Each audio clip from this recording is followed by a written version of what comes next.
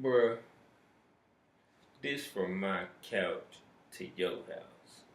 It's your boy Devin King David Siffer. You know what I'm talking about? And this from my couch to your house, man. Check the TS fit. You see the dime. You know what it is. Feel me? The Tiger, this that classic. You see the Carolina Blue Eyes. You know what I'm talking about? And since I said Carolina Blue, you know what it do. Feel me? Anyway, man. It's your boy Devin Sifford, and this from my couch to your house. This a sports show, you know what I'm saying? And every day we gonna be tackling a new topic, you know. So put topics that you want me to tackle in the comment section. That's number one, you know what I'm saying? But the topic for today is NBA ratings and why they not as high as they used to be back in the day. Now, what I'm going to say is they don't play above the rim the way that they used to back in the day. You know, Dominique Wilkins, Michael Jordan, they had a big influence on the way the game was played in the 80s and the 90s, and the way momentum shifted because of the highlight reel plays that they was making on the court. Clyde Drexler as well, and a host of other players too. You know, just the ferocity that they played with. Big men used to get attacked under the basket relentlessly. You know, and it was a big man's game. If you had a great big man, you played the game inside out. 3-pointers was a no-no unless you was wide open or known for being a sharpshooter.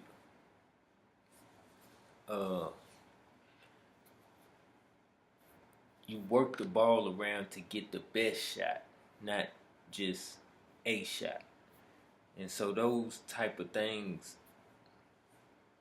make people who know the game, and you know it's a lot going on in the media where they feel like, oh, if you wasn't a professional, you don't know the game. Well, we don't know the game like y'all do, but we know the game. And we know that what we seeing on the court in a professional league, it don't look like professional basketball. I'ma just be honest. You know, college basketball doesn't reflect the college basketball that I grew up watching. It's like you watching a bunch of middle schoolers play basketball. And then in the NBA, it's like high school basketball. You know, it doesn't look like pros. The game is not played, and I'm not talking about guys' skill set or skill levels. I'm just talking about the way the games are played. I'm talking about the aims that I see teams going out and trying to execute every night. It don't look like what a team, for instance, like the Bulls, they had great wings, Pippen and Jordan. They used that to their advantage. They made it hard for teams to make entry passes to their superior big men against them. And so their wings was able to disrupt and dominate the game, and that's what made the Bulls down. You watch a Celtics game, they had the same thing. They got Tatum and Brown. And they won't be doing that. They'll just be coming down, and if they hot tonight, they'll win. And if the other team get hot, they might win.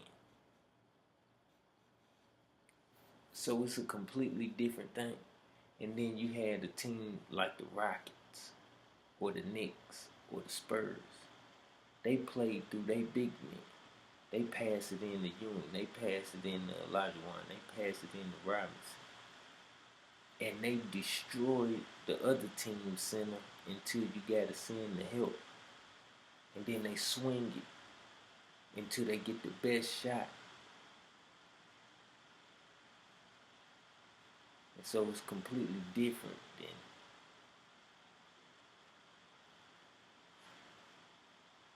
the way you see them play now. Like they come down and it's a bunch of drive and kick. They drive all the way in to have a layup and then kick it out for a 25-footer. Like you be looking like, well, you could have really laid it up. You could have probably dunked it. I done seen more dunks get turned into 3-point misses than ever in the history of basketball. And so that's a turnoff for people that's been watching the game to now you turn the game on and it's just a bunch of 3-point shots that's half contested. You know, back in the day, if it was a 3-point shooting team and they shot a lot of threes, the other team would just contest them,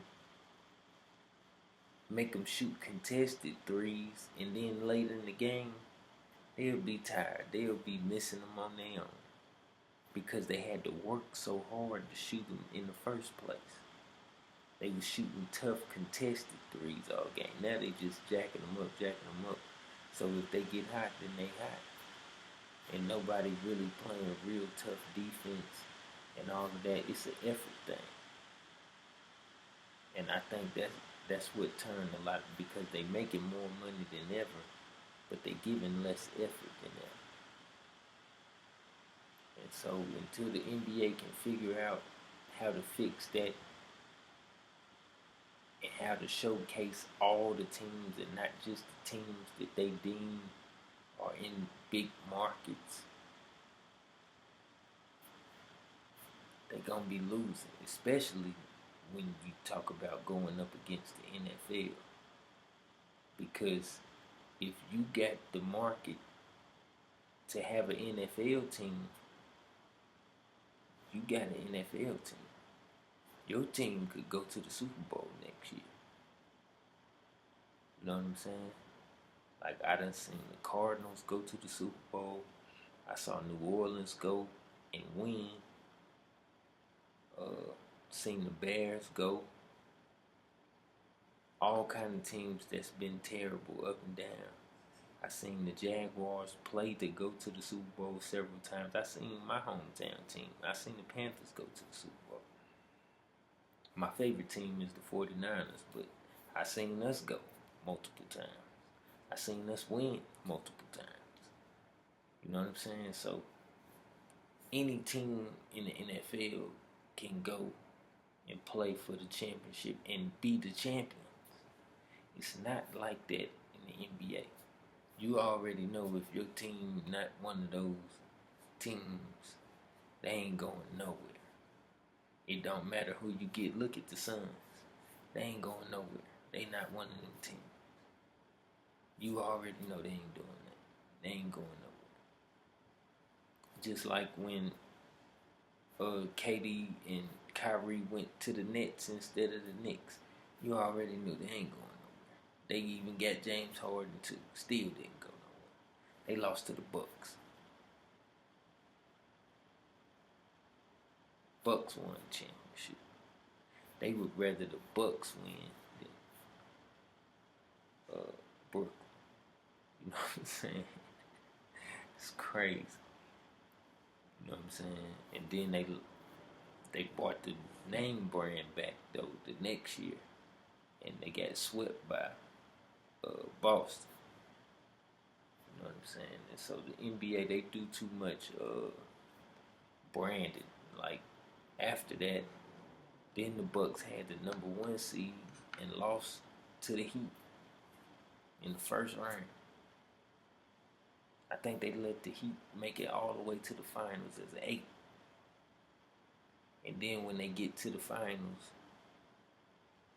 Now it's a mismatch against uh, Denver. Well, how they get all the way through the Eastern Conference?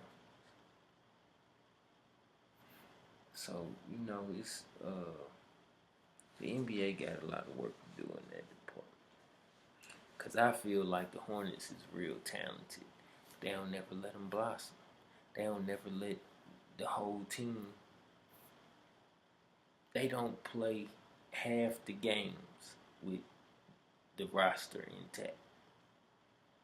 Probably ever since Dwight Howard was on the team haven't played half the games with the roster intact.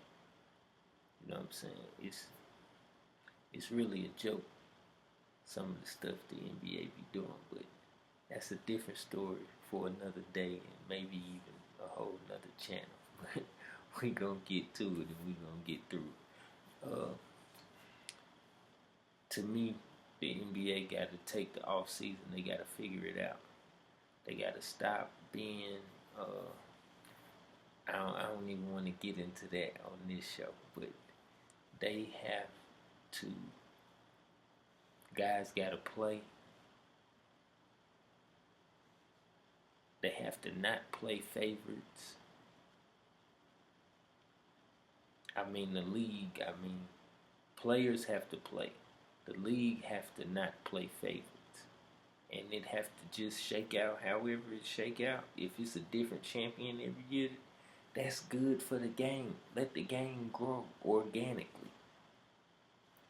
Don't handicap the teams because you want this team to be, you want this city to be, you think everybody like this team and this, that, and third. I know it's a lot of Lakers fans everywhere. I know it's a lot of Knicks fans everywhere, but they don't always have to be in the spotlight. Because just as many people love those teams, even more people hate them. So, the NBA could take a page out the NFL book on that note because anybody can win Super Bowl. Tampa Bay won. They have been terrible for years. Next thing you know, they was the champions. You know what I'm saying? The Rams won. They haven't won since the greatest show on turf. Boom, they broke through, won. Cincinnati made it to the Super Bowl. They hadn't made it since the 80s. Boom, popped through, won. Almost won. Game came down to the wire. You know what I'm saying? So it's like that. It's like that in the NFL. Every team coming to the season, at the beginning of the year, the Jets had hope that they would be a playoff team, that they would be a contender. They disintegrated. The NBA has that. The NFL has that. The NBA need to figure out a way to get that. The other thing I wanted to talk about is the college football playoff. Notre Dame versus Penn State in this first game tomorrow. I'll do a show tomorrow about Ohio State and Texas and another topic. I don't know what it'll be yet. But Notre Dame versus Penn State, 13-1 Notre Dame, 13-2 Penn State.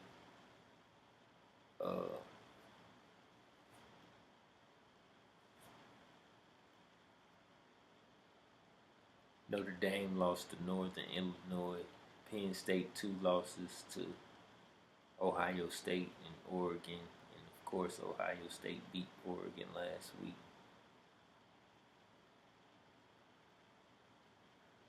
And Ohio State play Texas for the right to play for the championship next week.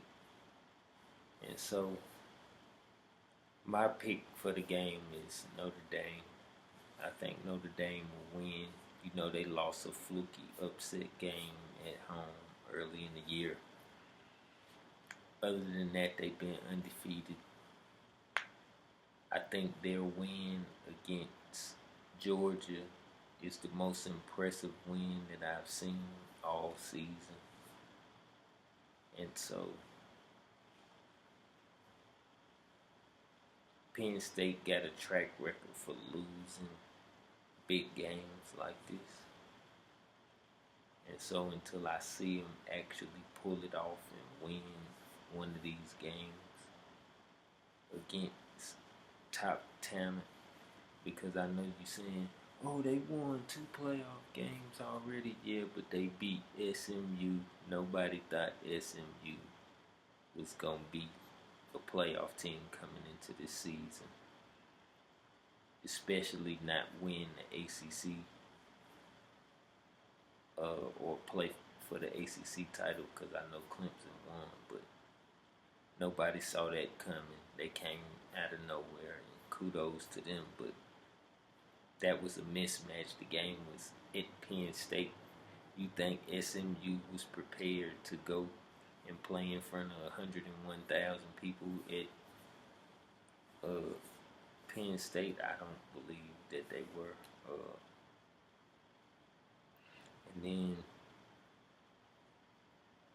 last week they played Boise State, who I thought at the beginning of the playoff that they had the absolute least chance out of any team to win. And so, you know,